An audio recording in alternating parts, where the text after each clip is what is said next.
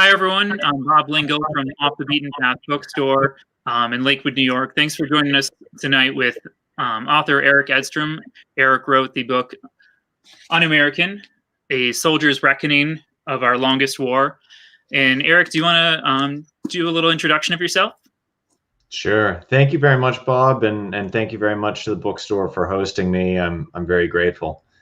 Very quickly, as Bob was mentioning, I finished this book and published it in May of 2020, published by Bloomsbury. A little bit about myself. I was born and raised in Massachusetts, went to West Point and graduated in the class of 2007 and branched infantry. Then moved around a bit to Fort Benning and did Ranger School and some of the traditional sort of infantry things. Took charge of my first platoon in Colorado and deployed to direct combat in Afghanistan in Kandahar province for a year in 2009 and 2010. And during that period of time, was devoted to writing journals just for the sake of having a way to communicate with friends and family. And over the years, I realized that there was something more here that I needed to share. So it sort of had been marinating away over the years, and then finally put myself to work in sort of 2016, 2017 to start writing this book. And I'm very happy to share it with you today. Thanks so much. Because this is going to be a very heavy topic, I wanted to do a few icebreakers with you just so we can get to know something other than this part of your past and present. So what music are you listening to right now? See, music is, at this point in time, it varies. I lived in Australia for 5 years, so I have this sort of Australian artist streak. Something I'm listening to at the moment is Odessa quite a bit. And frankly, my music consumption in the last couple of weeks has actually probably gone down just because I'm so politically tuned. So there's a lot of 538 podcasts and things like that that are starting to take up my normal music listening time when I'm in the gym or, commuting or something like that. Great. What book are you reading right now? So I just finished, and I know it came out a week or two ago, is Phil Klei's fantastic book called Missionaries. And Phil won the National Book Award, I think, in 2014. And, I was extremely interested in his second book. He's a Marine veteran himself, and he wrote Redeployment, and it was a beautiful, fractured, multi-narrative, super perverse as well. And his latest book, I wanted to see what his second one would do, and it hasn't disappointed. Great. I'll have to put those on my list. And then it's 7 o'clock. What did you or will you have for dinner tonight? It's been a grazing meal plan. I actually stuffed some cold pizza in my face hole just before hopping on here because I had some leftover pizza from yesterday. So quickly scarfed some of that, and maybe there's an opportunity for second dinner if I play my cards right. All right. So I kind of want this to just be more of a free-flowing conversation. I do have questions. I read the book. I love the book. It just hit me on a lot of different levels. And just for everyone watching, thanks for tuning in. If you have any questions, put them in the comment section, and we'll try to get to them. Any questions or comments. So your book, Un-American, it really knocked me over. I had to actually stop during the third part of the book, which we'll get into, just because it just brought back a lot of memories. Like I had friends people that I knew that died in Iraq and Afghanistan. So it touched a nerve. But you kind of broke the book down into 3 sections. Do you want to talk about those 3 areas? Yeah. So, I was thinking about ways to structure this, and my first very failed attempt at writing this book was about doing it chronologically. And it was sort of boring and flat. And in fact, my first attempt at trying to write this, was to sort of show this sort of descent where you could have sort of, it would be in chapters of like months to go. So like, 12 months to go in deployment, when you first get there or whatever. And it wasn't working. So I tried a different approach, which was sort of like a Charles Dickens Christmas story, Ghost of Christmas, Present, Past, and Future. And I thought to myself, what are questions that you would want to ask the American public, and ask them like visions, and to envision themselves in a certain place or in a certain position. And if they were to answer those three questions, what sort of a conclusion would they come to about America's relationship with political violence? And the three questions are very simple, but like, I hope they're quite telling. And the first part of the book is imagine your own death in the war. And the sort of subtitle is effectively, if you're not willing to personally die for the conflict that America is sending troops off to war to go fight, then don't support the war, because inevitably somebody is going to die. So if you don't want to put skin in the game, if you're not believing in this with any sort of amount of conviction, don't ask someone else to die, because somebody is volunteering to do this role, and sometimes for many different reasons, including just trying to get educational benefits or something like that. So don't ask them to die. The second part is imagine the other side. And when I was in Afghanistan deployed, you start to really empathize with the people that have been occupied by American forces. And whatever struggles we have in the United States, it's compounded by a huge degree in Afghanistan, when they obviously have far fewer resources with which they can sort of protect themselves or bounce back from hardship.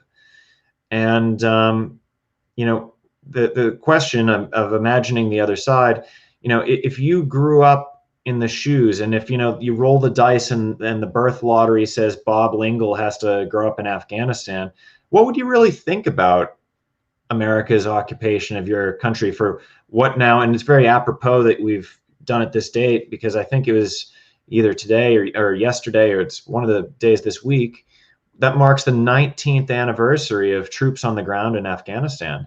Wow. Folks have lived their entire life knowing nothing but a U.S. armed occupation of their country. And what would you really think about that? And it's worth considering, because, if you understand and you empathize with them, and you understand why they will continue to fight us for as long as we are there, then you can really see how self-perpetuating it is. And the third part is basically imagine the opportunity cost. I went to graduate school in the UK at Oxford and did an MBA, and I think about economics type questions. I also studied climate change while I was there. And both of those are very relevant in this last portion, because when you imagine the opportunity cost, you're imagining the negative space of what could have been, but you chose not to do it because we went to war. America spent $6.4 trillion of amortized cost is the current sort of estimate by the Brown University's Watson Institute. And you have to ask yourself, as an American, as a taxpayer, is this the right prioritization of assets? And what are the costs? And there's many different types of costs, right? You have human costs for the American soldiers and for the people that have to endure our occupation of their country. And there are also financial costs, where we are not investing in climate change, for instance. We are not investing in education. We are not investing in infrastructure. And in a world where there are scarce assets and you have to pick and make a decision about something, we've chosen the wrong path as a country, and it's hurting not only ourselves, but future generations. Great. The first portion of your book, it really just sucked me right in, because you and I were both juniors in high school when 9/11 happened. And I had planned on going into the military. My family, my sister's watching, and she was one of the cohort that strongly objected. I found out a few years ago that my sister actually sought out the recruiter and stormed into his office and yelled at him. Oh, wow. So I did not go into the military. You did. But if you can talk about the phrase lobotomized patriotism came up in your book, and if you wanted to talk a bit about that. Yeah, one of the fun things when you publish a book is, you put 90,000 words in there, and then people gravitate towards certain words or phrases, and that's one of them that I've heard like many times. People they latched onto that pairing of lobotomized patriotism. What did I mean by it? I mean the sort of unquestioning faith in the state and a willingness to support the military no matter what it's doing. Mm-hmm. And I find this very troubling as a veteran specifically, because the military is very different in many ways from other forms of public service. And it's a bit reductive perhaps, but if you are a firefighter and you become better at fighting fires, presumably the community is better off. If you are a teacher and you become better at teaching STEM or the humanities or whatever it is without dogma or ideology, presumably the community is better off. But due to the military's unique position as the sort of purveyor of state violence in other countries, which it is. I mean, there's only been 3 times in America's history where there's been any foreign attack on U.S. soil. Everything else is America in someone else's country. Mm-hmm. That it's not an absolute good, because you have such a power to do harm. So it can't be looked at it as an absolute good. It's only as good as the purpose for which it is being used. And for that specific reason, you should apply even additional scrutiny every time the country is recommending that we use violence against some faction or some group of people for whatever means. Mm-hmm. And it's not patriotic to pat a soldier on the back or buy them a free beer and say thank you for your service while simultaneously sending that soldier back to their 4th deployment to a country that everyone knows, and to a war rather, that everyone knows is self-defeating and self-perpetuating. So you are thanking somebody and then sending them off to go continue on this path where they're risking their life for nothing. It's not providing any greater sense of security for anyone at home. And if anything, it's destabilizing the world in many different ways. So that's what I mean. And I've lived in 2 other countries for a number of years. I lived in the UK for 2 years and Australia for 5. And those societies don't have this cultish relationship with their military. And for that reason, I think that they make, at least in some respects, more sober choices with how they use them. Well, you kind of talked about your upbringing that really paralleled mine in terms of our experience with patriotism. There's a passage in the book that I had reread today, and there was a situation with our FedEx driver, of all people, that this kind of hit home. And it's, if Americans did not believe that militarism and endless wars were somehow patriotic or romantic, then we would be less likely to plunge ourselves into needless war. And kind of what you're up against with your quest for this book, what I imagine to be, is to give people pause before they sign up for the military, to kind of continue this trend, churn out more people. And still, when I turned 35, it really hit me of this is the last year that I could sign up for most military service. Our you don't FedEx you're over 19, Bob, so you're safe. Yeah. Years ago, if you faked your ID and said you're 23, they'd believe you. Yeah. Well, our FedEx driver is 23, and he looked at the book, and we got into a great conversation. And he was in, and then went out for health reasons, but he really wants to go back. And and we just kind of like had this dialogue of this yearning to go into the military. And I had taken the ASVAB test in high school with 3 other guys, and I'm the only one that didn't go in, and I'm the only one that's still alive. I know Wow. this, and despite all that reason and not being really for the wars that we're involved in right now, I still have this desire to serve the country in that regard, and it's odd. Can you Yeah, explain that? it's well trained. Yeah. In our country more than others. I mean,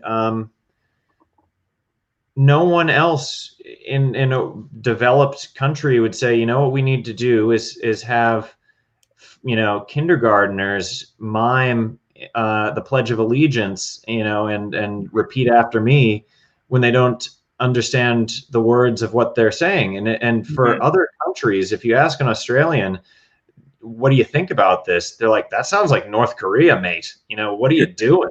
You know, like, you guys stand and pledge allegiance to the flag.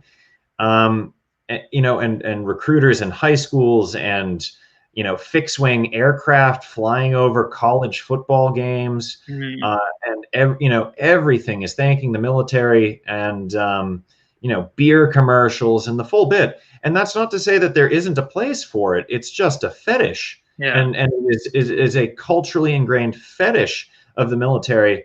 And when you deify and lionize the profession of violence, should we be surprised at all that we have a very strange and twisted relationship with this, and that we are far more likely to use it?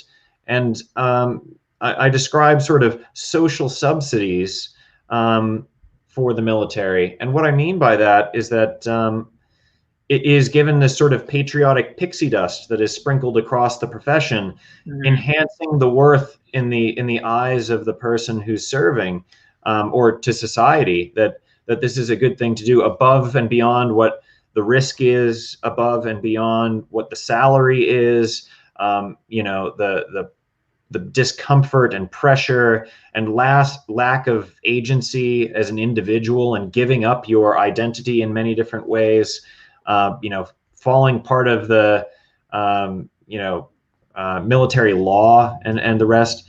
And without those subsidies, what would the military be like? In other countries, the military isn't on a pedestal. It's a job. It's a job like every other job. There's no reason to thank someone in the military more than it would be right to thank somebody that's fixing the sewage pipes for, you know, community sewage or something like that. They both, you know, are contributing. So it seems very strange. It's just a different relationship in our country. You had touched on the recruiters in high school, and that was something, having that experience and like at the time wanting to go into the military, I was still kind of put off by, like, you're walking through the cafeteria to get another thing of chocolate milk, and then suddenly you're getting talked up to go overseas. It's something that, being the father of 3 kids, 2 of them boys, we live in a small town, in a county that doesn't have a ton of opportunities at the moment. And I just would hate, like, I don't like that experience is probably going to be their experience as well. Yeah. Well, I mean, it will have to be, unless they decide to forfeit educational money from the state, because it is tethered together. You must, if you receive federal funding, hand over the data of minors to the military for recruitment purposes, including names and address and sports and grade point average.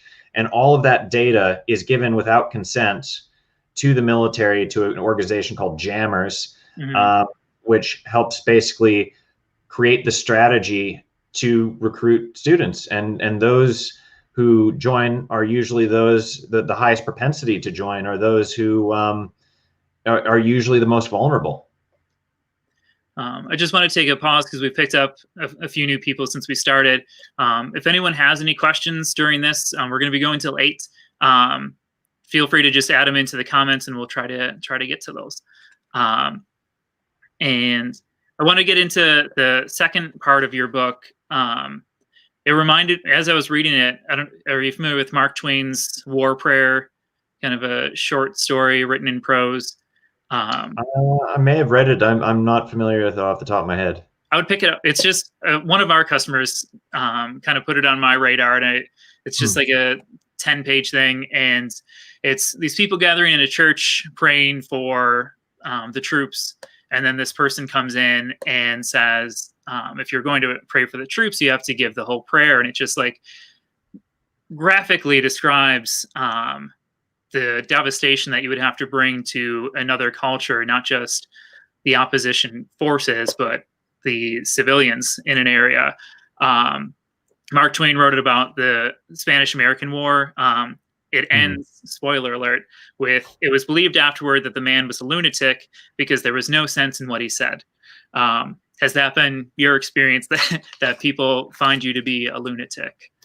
Because you're yes. Maybe a heretic. Okay.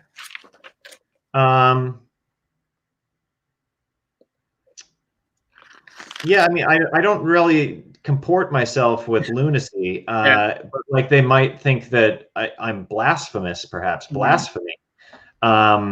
Yeah, blasphemy or heresy might be more like it, because you're sort of speaking against these sacred cow beliefs that are baked into the culture, and I'm just merely having an obligation to dissent and saying that this is not the right way to go about things, and here's some reasons why. But it's a very sensitive topic as well, right? And I also respect that. I personally buried one of my best friends in Arlington Cemetery when I was part of the Honor Guard in DC. I served in 2 roles in the Honor Guard, first as the presidential escort platoon leader during the Obama administration, and that was in 2011. And then I was the executive officer of that same company. And I very much stood graveside, when, I'm burying somebody I know.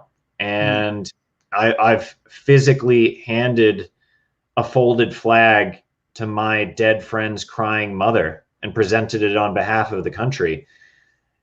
And to talk about these sensitive issues, you have to do so with a level of tact, but you also can't back down from it either, because if you do, then you are only following the other sort of just hero porn of, lone survivor or whatever else. And more people will be deployed, and more people will die for stupid reasons. And we will continue to prioritize spending on the military instead of things that are far more destructive and have a far higher likelihood of happening, i.e. climate change. And, here we are playing Taliban whack-a-mole for $6.4 trillion.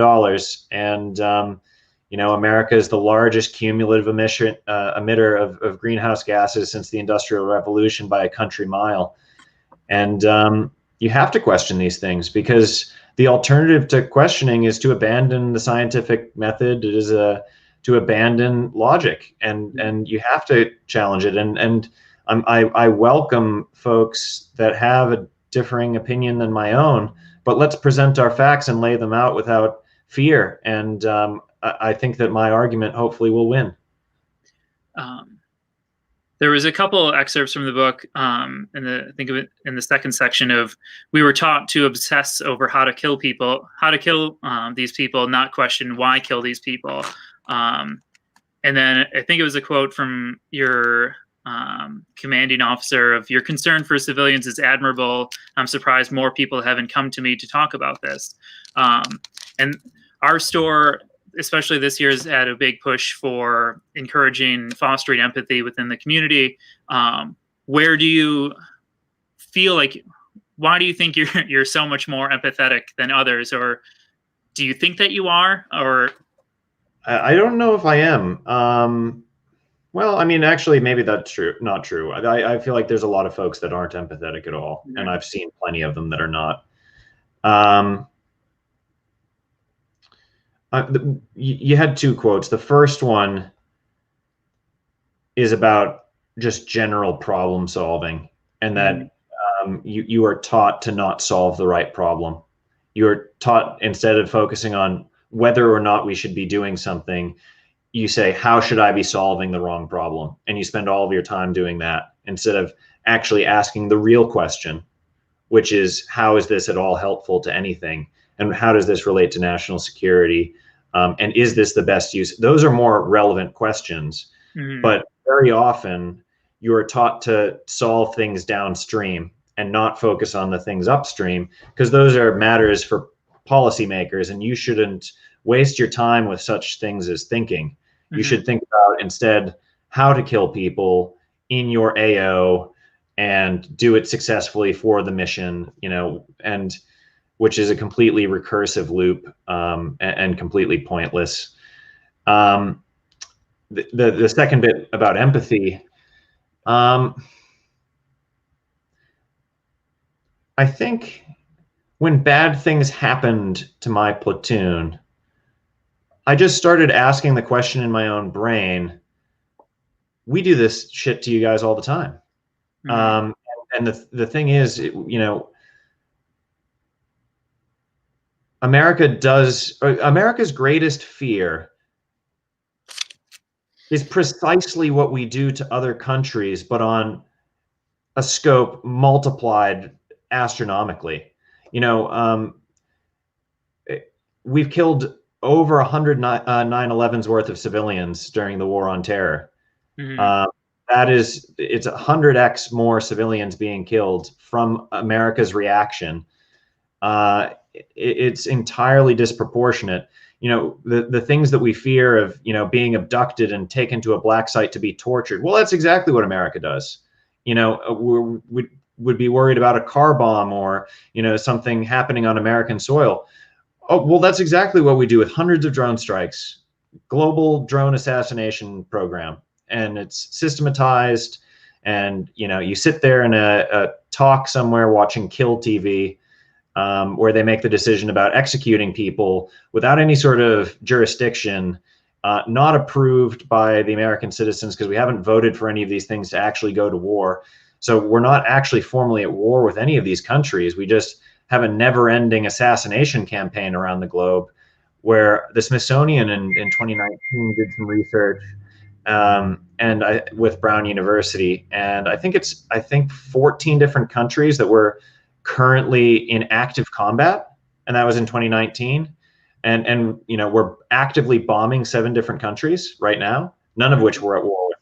So I mean, like, during the empathy bit is when I had my first IED blow up outside my window of my vehicle, or on the 4th day of deployment when I had to call my first air medevac to pick up my bloodied soldiers who had just been annihilated in, a IED that catastrophically destroyed their vehicle, and, we're shooting them up with ketamine and putting them on a stretcher to be put on a Black Hawk. And I think maybe what rammed it home, I mean, there's a lot of stories in there, right? One of them was, I was responsible for telling my gunner to take a warning shot. And this was after we had been blown up by an IED. There was a guy on a motorcycle driving towards our convoy, which had just been blown up quite recently. And there's a very real fear that maybe this is a vehicle-borne, suicide bomber coming for a second attack after we've been hit once. And it wasn't. It was just a guy. And in a split second, I had to make a decision, and my gunner said, "Warning shot, sir." And I said, "Yeah, go." And he fired, and it ricocheted off the highway and hit the motorcyclist in the femoral artery, and then crumpled, and the motorcycle fell on top of him, causing a compound fracture. And, then we evacuate this guy who, I believe survived, but you never actually really know, because no one tells you. And, to this day, right? Like, what's that guy doing? He was just driving down the street, got too close to an American convoy that was, prickly and worried because they had just been blown up. And, I was trying to have a warning shot, and he ended up getting shot in the leg. Can he ever walk again? I don't know. Is anyone giving him any sort of aid if he's never able to work again? Probably not.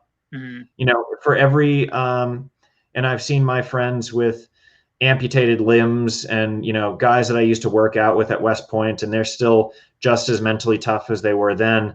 But you see them take off their prosthetic limb and drain the pus-filled blisters on their stump from rubbing raw, and you think about it, and you're like, that's terrible. But there is also far more people in Afghanistan who have become amputees as a result of this war, far more than any number of U.S. soldiers, and ain't nobody coming to help them. Mm-hmm. And you think about those topics, and you realize the quantum of suffering caused by American war making, and it leaves you with something ugly in your stomach. Do you feel like there was an overall tipping point for you through your experiences, or was it just accumulation? I mean, the one that I reference in the book was a situation where we're doing the same mission, which was affectionately referred to as Operation Highway Babysitter. Mm-hmm. And Operation Highway Babysitter worked like this. It was one of these things where, because we could literally not control the highway, and to reframe the sort of Abraham Lincoln quote of "you can fool some of the people some of the time and all the people," that quote.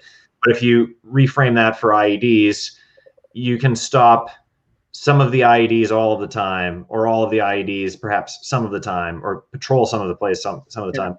You can't stop all of them all the time, and wherever you are not patrolling is where they are going to slip in an IED, because they're not stupid. Mm-hmm. And they're going to slip in an IED where you're not, and then you're going to run over it, and then it's going to blow you up.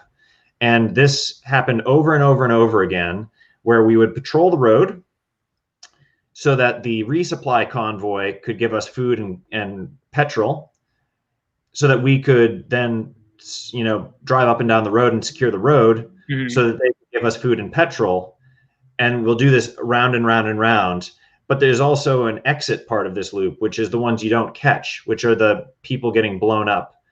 And you're still just doing this recursive loop over and over again, but you're still losing people, and you're still wasting millions and millions and millions of dollars of taxpayer dollars. A single patrol you could pay for college for all of my soldiers in my platoon, for one that involves close air support. But the real turning point was during one of these patrols.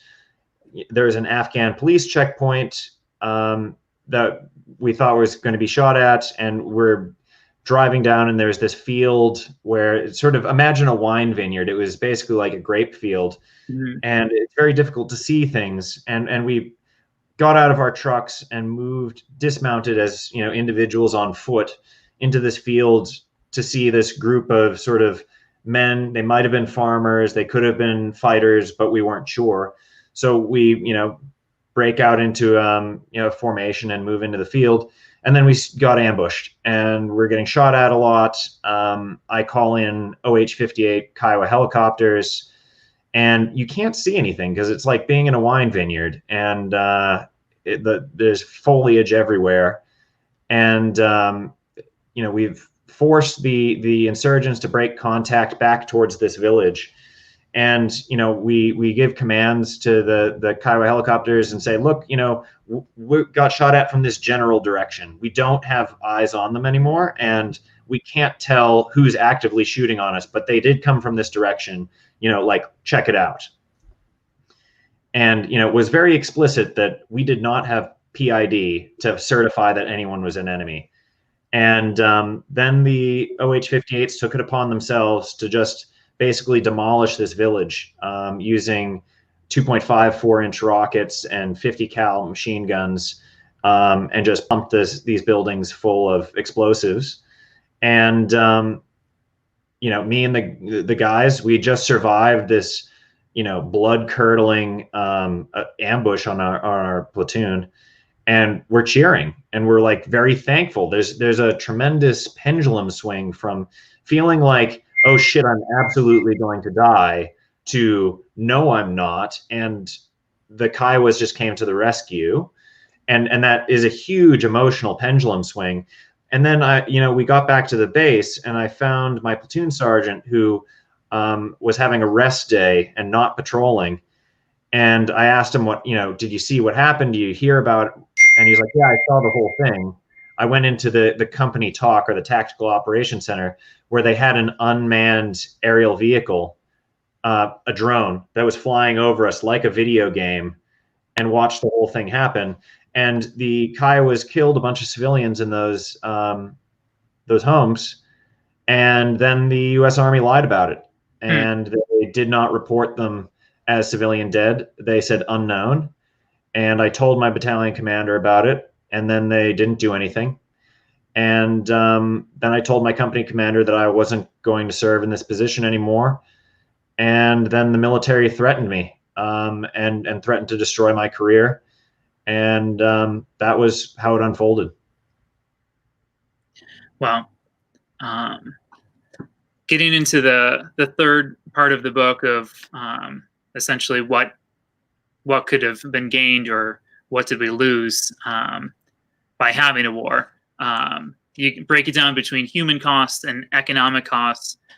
Do you want to talk about the differences there and some of the examples that you've got into in the book? Yeah.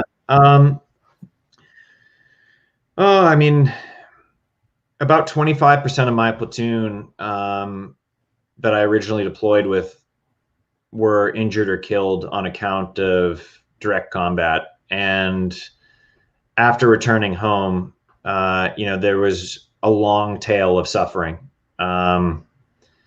And it doesn't happen all at once, but there are changes to people's lives that aren't measured. How many divorces, how many drug addictions, how many arrests are attributable? And it's fuzzy math. It's not easy to say. What was it, because of the military and deployment, or was it some other reason? It's just the way this person was wired as an individual. You can't blame the Army, and there's probably some in both camps. I had a soldier who committed suicide about a year and a half after returning. He was listed as non-deployable for mental health reasons, for PTSD.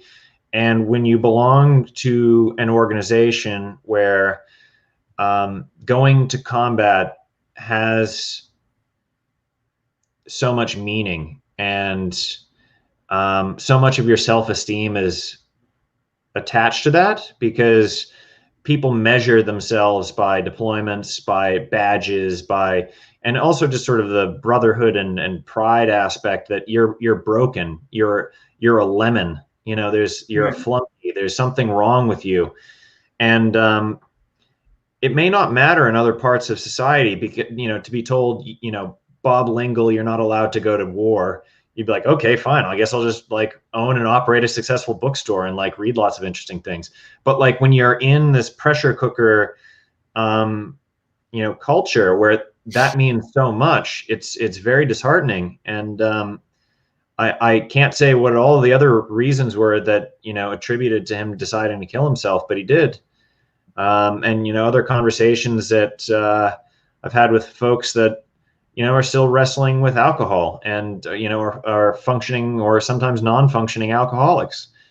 The U.S. military abandoned tens of thousands of interpreters across Iraq and Afghanistan. And one of my interpreters who's still out there, and I can't share pictures of him, because if I do and it's connected to him serving the U.S. military, he'll be murdered. And if they find his paperwork for how he's applying for a special immigrant visa to come to the United States, and the U.S. isn't issuing those anymore in any great numbers, because we're very much against foreigners, even those that serve our own military. And he's stranded out there, and he's been going through this process for 5-6 years, and he's been in purgatory. He's completed every single step. The last step is just the final interview at Kabul before he's granted a visa to come to the United States and get a green card and come to this country, and save him and his family from imminent murder, if he's ever caught. And we can't even as a country give him the dignity of offering him a visa. So, I mean, that's sort of the human costs come in many, many forms, and none of them are good. And I think America should know about them, and I'm not afraid to share those stories in ways that are confronting, because we need to look at them, because that is the cost of our decision. When a politician votes, they're voting to kill our people, and kill a whole lot more civilians, multiple more, by casting that ballot. Or in some cases, they're not even asked. It's just the war machine keeps turning. So that's the financial, or the human side. Yeah. Before we can get into the economic side if we have time, but we did have a question come in from Noah, who loves your book, and because it is very critical of the war on terror, how has your book been received by other veterans? Generally, like, quite well. I think that the veterans that would strongly not even be open to having a conversation about it don't read it. Yeah. So I don't hear from those folks very often. I think when I consider responses and emails sent to me from readers, there's a huge contingent of them actually that are Vietnam veterans. And a huge number of them that are like, basically right on, this sounds so similar to my own experiences. And those folks that reach out to me and are like, thank you for what you're doing, because I experienced this and I can't believe we haven't learned a damn thing since I went through. And there's that component. I try to push this with other groups. West Point is not wildly excited about this book.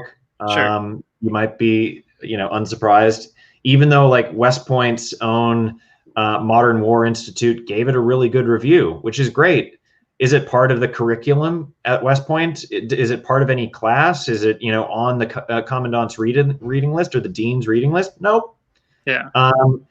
I actually shipped a box of books to the crew team that I used to be a part of. So I sent 20 books and said, hey guys, distribute amongst the men's and women's team, varsity and novice, whoever wants one, here's a signed book. And I also, 3 of these books I want to give, and I've signed them and wrote a personal note to the superintendent of West Point, the commandant of West Point, and the dean of West Point. And the crew team officer in charge stepped in and said, no, we're not going to deliver those books to their post box because this is too contentious.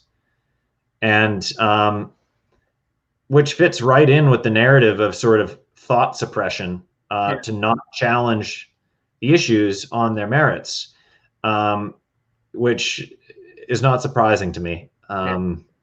So. My sister is chiming in with the question, and part of it, her and I both read a book by Tom Voss called Where War Ends. I don't know if that has been on your radar at all. It came out last year or the year before. His book really dives into the morality confusion that can be created through military training and then your time in service. Her question, and you can tie it into that if you'd like, is you can read it, but what should be done to support our military when they come home?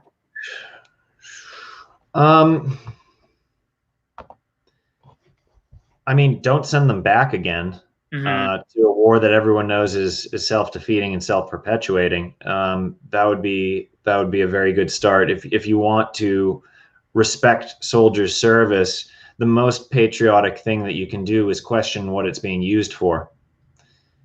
That's something that America isn't very good at. We're very good at celebrating. We're not very good at questioning, because, to misuse somebody's service, to say I'm dedicating my life to this cause, and then frivolously use that service, is deeply demeaning to the individual soldier. So like the thing that is very respectful, which America hasn't fully got on board with, is always ensuring that we are, valuing and protecting the use of their service by asking hard questions. And it's not out of hatred for the military or being unpatriotic, or, as the book tongue-in-cheek says, un-American. Yeah. That's the most American thing you can do. avoid a deep mistake that causes service members to lose their lives for no good reason.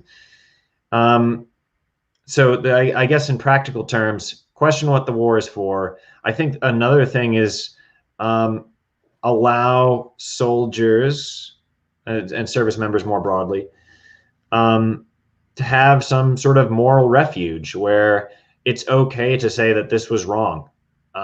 It's okay to feel conflicted about what that experience was, and how you think about this 1 year after returning home might be different than how you feel about it 5 or 10 years after coming back. And yeah, I think that that's probably it. And with my background in school, I had minored in philosophy, and one of the classes that I took, I did a paper studying the just war, Thomas Aquinas's just war theory.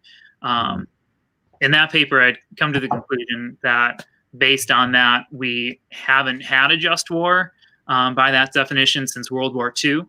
I'm wondering, based on your take and your experience, do you feel that a just war is possible? And what would it look like? I mean, I generally like defending the borders of one's own national territory from invasion from another. It seems very justifiable. After World War II, there was a lot of effort to assemble, an international order to ensure that wars of aggression don't happen. And the United States has actively undermined that as much as they can. How much does the U.S. value Article 51 of the UN Charter? None. The invasion of Iraq was illegal under the UN Charter, which we've ratified. It's illegal, but we're not very concerned with that.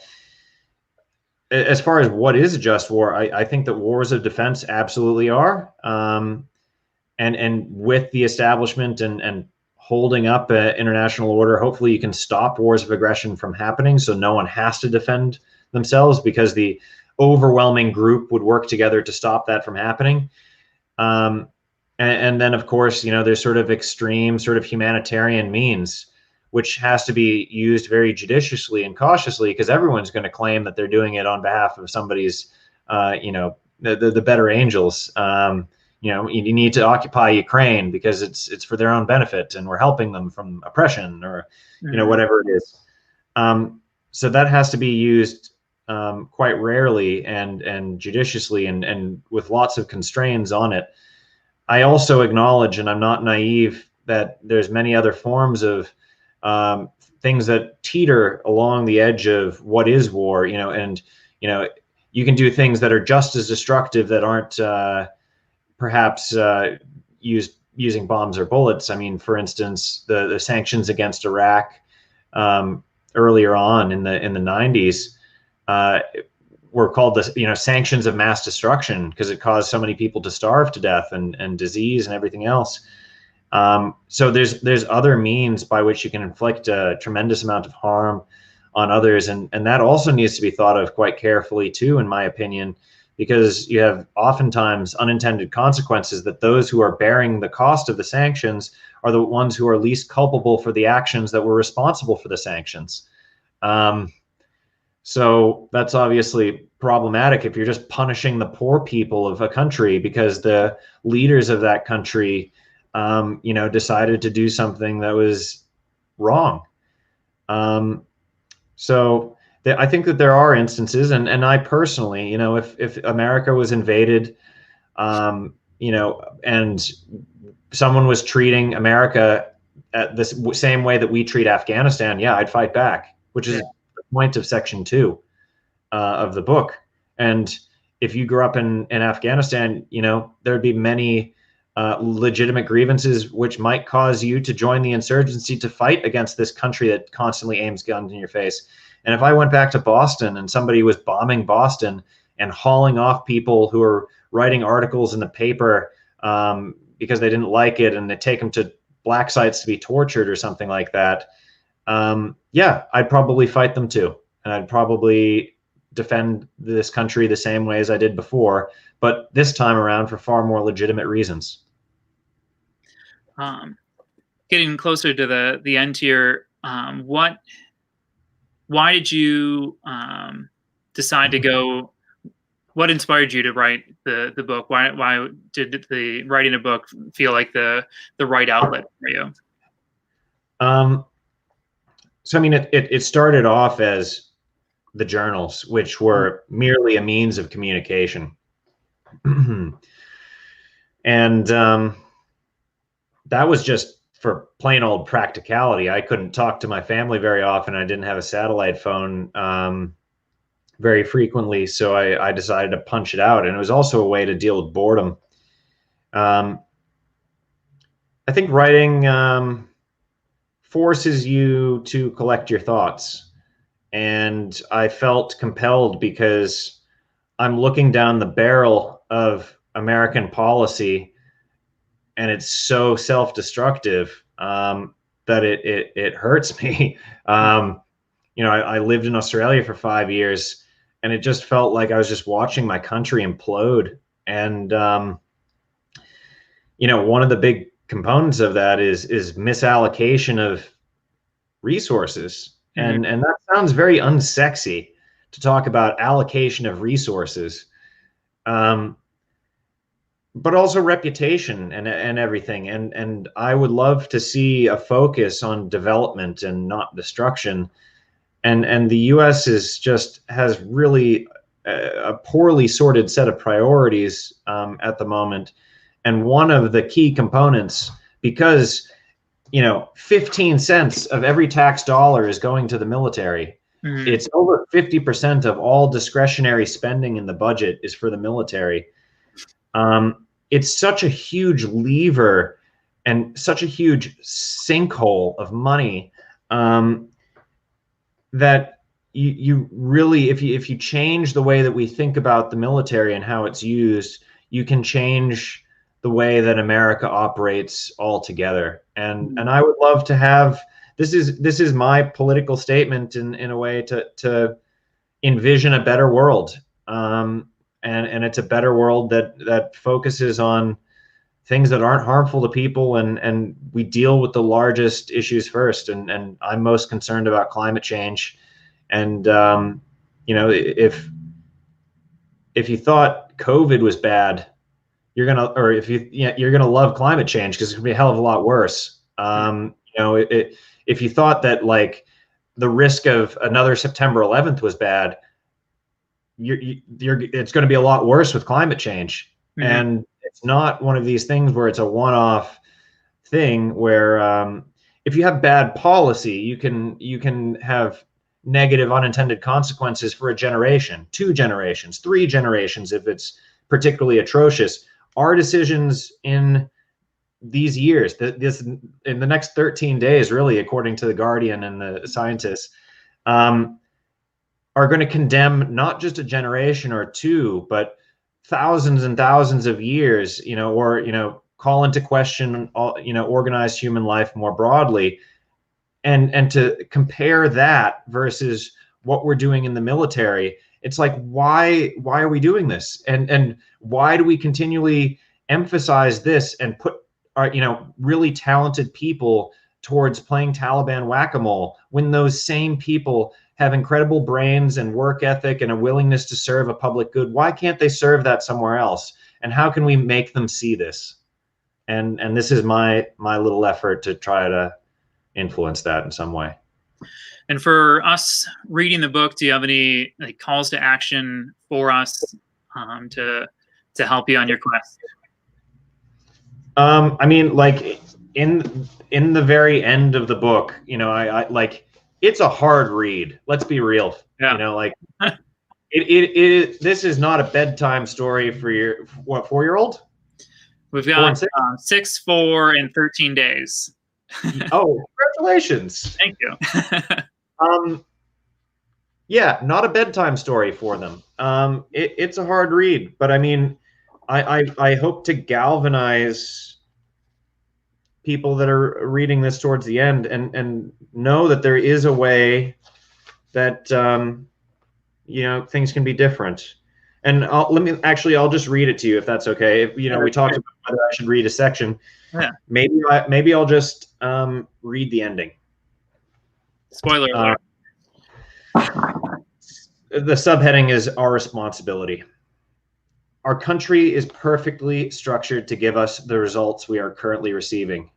Those results include 18 years of aimless war, systemic racism and sexism, highly profitable companies that pay no federal income taxes, public infrastructure befitting a developing country, winner-takes-all wealth inequality, a political system beholden to corporate money, a healthcare model that overlooks our most vulnerable people, and unforgivable dithering on climate change. If we do not like these results, if we do not like a power structure designed to serve elites' interests over our own, we must change the forces that guide our nation. Like the Army doctrine says, until you and I take collective responsibility for everything our nation does and fails to do, until we truly own it, we should expect more of the same, a power structure designed to serve plutocratic interests over our own. In a democracy, the people wield the power. Our collective will serves as commander. And as the commander, our orders are executed indirectly by policymakers in the form of law. It is imperative now more than ever that we adopt a commander's mindset. But adopting a commander's mindset will include a burden that American citizens are unaccustomed to. We must be responsible for everything our nation does and fails to do. And as we share the communion of our failures and successes together, as one community, as one world, we will not be driven apart. The power never left us. We gave it away. We gave it away when we were cowed into fear after 9/11. We know the truth. The war has been going on long enough. The lies told to us by George W. Bush were debunked long ago and are public knowledge. The Afghanistan papers revealed that senior U.S. officials knowingly lied about progress long after it was clear that there was none. It does not stop there. We have seen our national war fetish continue into 2020 when President Trump provoked new tensions, assassinating Iran's top general Soleimani, a foreign military leader of a country we are not at war with. It will never stop until we demand that it must. Throughout history, major change comes from the people up. If our elected officials do not heed the facts, if they do not heed the will of the people, we must not moan in dejected resignation. No. Expose their contradictions and make politicians take responsibility or hit the bricks. If your elected representative does not oppose endless wars, fire them. If your elected representatives do not treat the climate crisis as a leading issue of our generation, fire them. If your elected representatives use policy to demean others, fire them. If your elected representatives undermine international law or treaties, fire them. And if no one steps up, run for office. There are more un-Americans than you think. Concerned citizens with the power of accurate observation who recognize America is broken and want to fix it. And once enough get into office, we can reshape what America stands for. We can forge a new vision for the American people and reclaim a national pride not ordained by military might or conflicts or flag bumper stickers, but by giving every American a standard issue of dignity and contributing to a peaceful, more developed world today that does not ask us to sacrifice a peaceful, better world tomorrow. The truth is that by participating in the war on terror, I participated in a crime, not a tragedy. A second tragedy is that America lacks the courage and conviction to say so. To stop America's endless wars, we will need Americans to collectively redraw the military's role in society. Doing so is of utmost urgency and importance. America, the leading superpower of the past 70 years, has a responsibility not only to its own citizens, but to all inhabitants of this planet to grow our capacity for cooperation, not conflict, to put planet and people first. To achieve this, we need way more than hope or luck. We need you. We need you, the American reader, the reader, to discuss what this means in action and get involved. The American dream depends on it. And on that day, I'll hoist an American flag with pride the way I was taught to do in elementary school. Then I will once again be able to proudly and uncomplicatedly refer to myself as American, but this time with eyes wide open. every time I've talked about your book, I've called it powerful and necessary, and I feel like that really summarizes it right there. Um, I don't know if you could add anything else besides that powerful closing argument, but if there is anything else you'd like to add, please do. Any thoughts? Any thoughts? I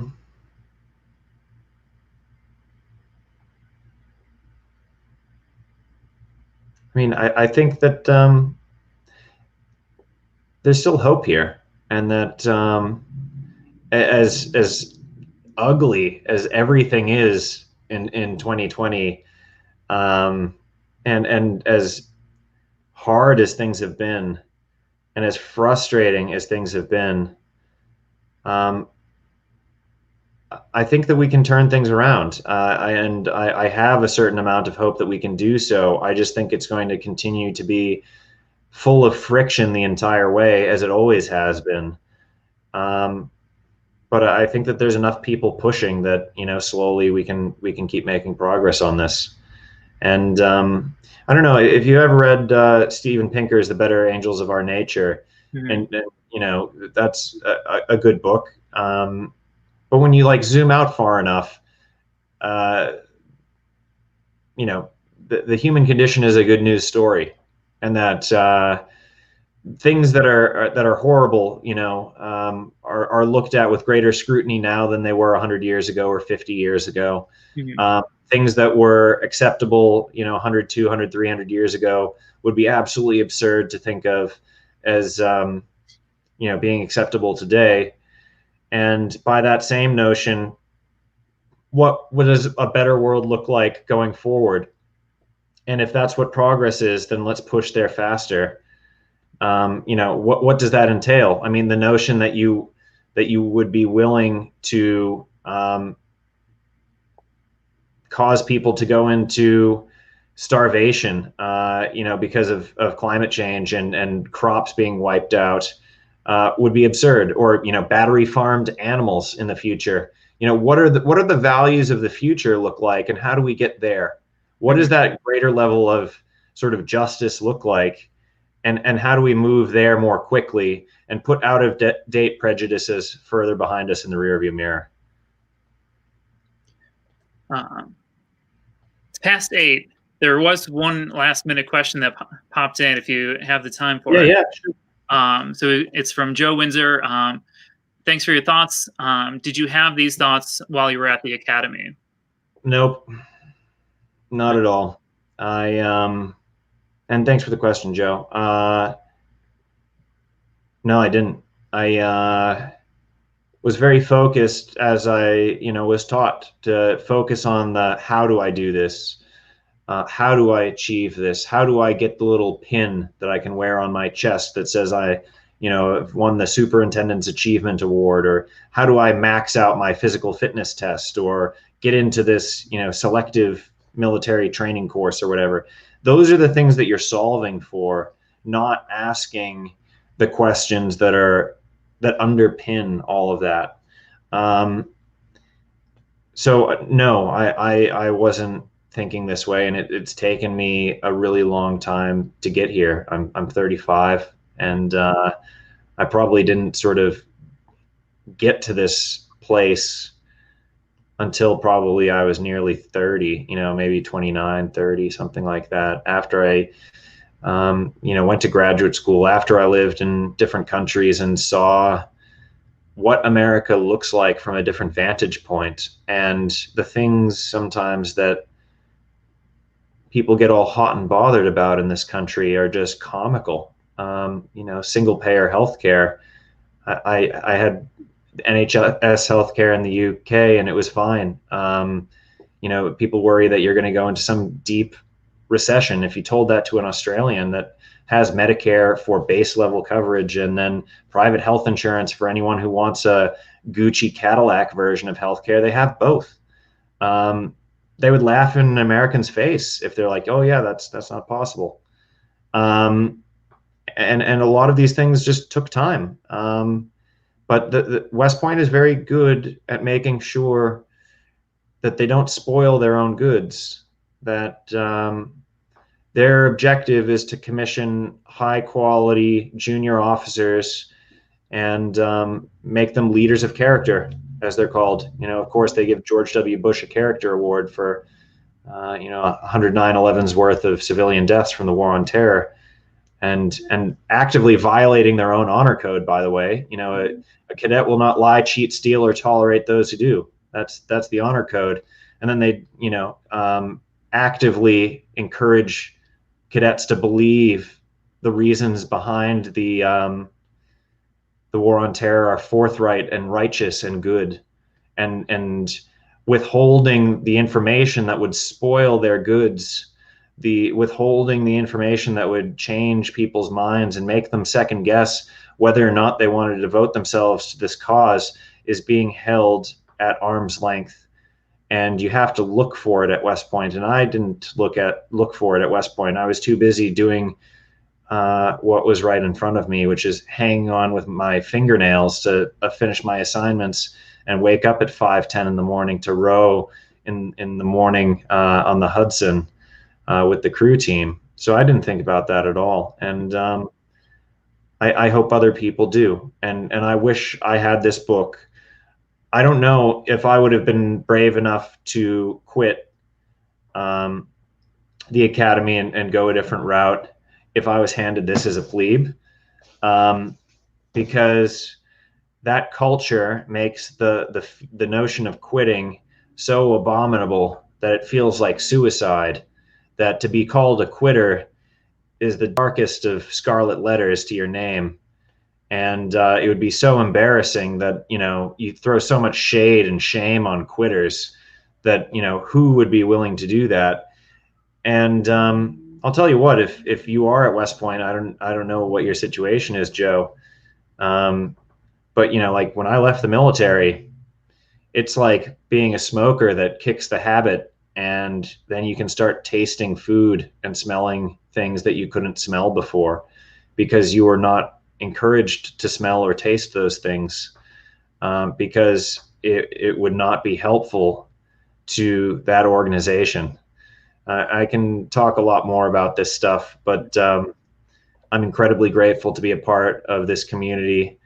I'm incredibly grateful to have been invited in for Off the Beaten Path to the bookstore.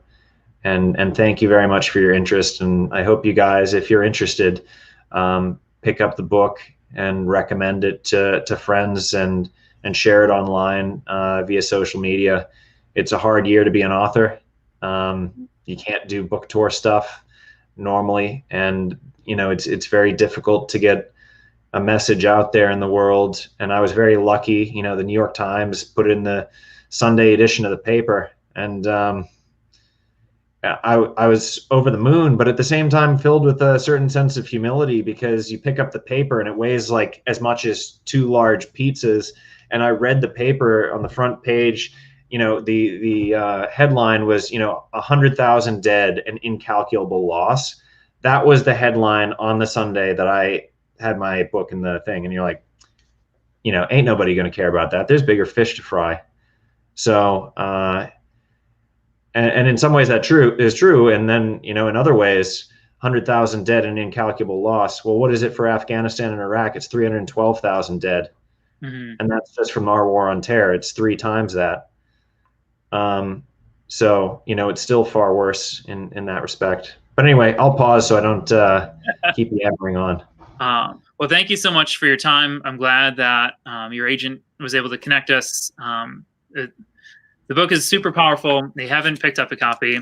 We have it in store. You can also purchase it at our website, obpbooks.com. If you purchase it in store, we will soon have signed book plates from Erik Edstrom that we can slap in there for you. If you've already purchased the book, we'd be happy to hook you up with one of those as well. And yeah, follow Erik on Twitter, Instagram, Facebook. Follow his story. I really appreciate the time that you had. And a call to action for everyone. This is the first virtual author event that we had. I want to do more things like this. If you liked it, if you're watching on Facebook, pop over to YouTube at some point, give our page a subscribe. If you're on Facebook, also share this video, share the conversation so we can get this out to more people, because I think it's important. And I really, really enjoyed this talk. Thank you so much. Thank you. Have a great night.